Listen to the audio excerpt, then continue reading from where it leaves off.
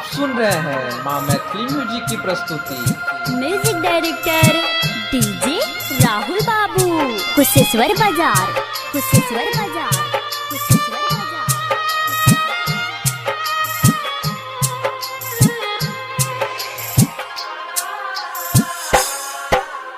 माँ Gayatri recording studio.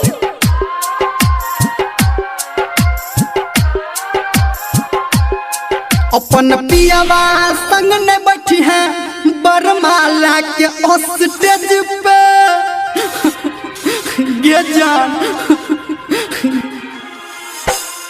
अपन पियावा संग ने बैठी है बरमाला के स्टेज पे, नहीं तो जोहर खा के मरबो शादी के तोहरा डेट पे गे जान। अपन पियावा संग न बैठी है बरमाला के स्टेज पर, न त जहर खा के मरबो शादी के तोहरा डेट पर के जान।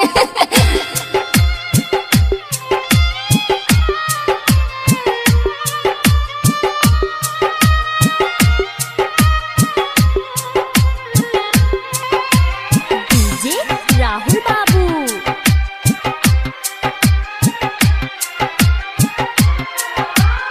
कुशेश्वर बाजार, कुशेश्वर बाजार।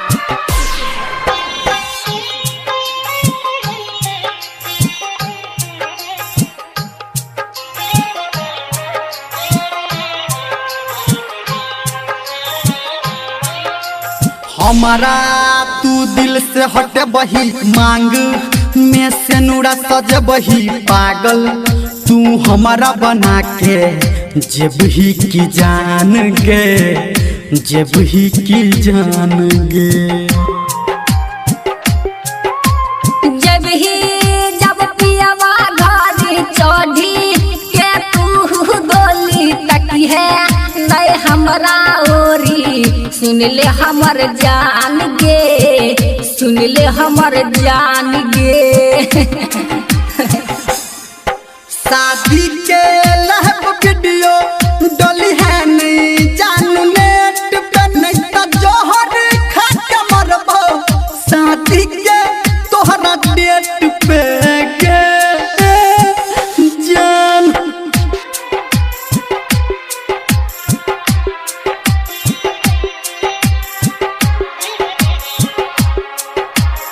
अभी आप सुन रहे हैं सावरिया म्यूजिक। डीजे राहुल बाबू,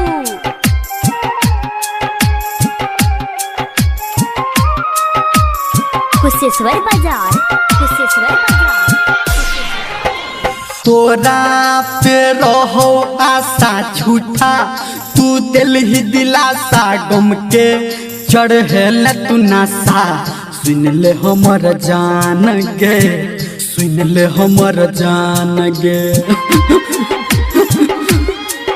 धर्मिंदर से कल ही शादी रोहित के घर उजाड़ी, दिल पर चल लही यारी, सुन ले हमर जान गे, सुन ले हमर जान गे।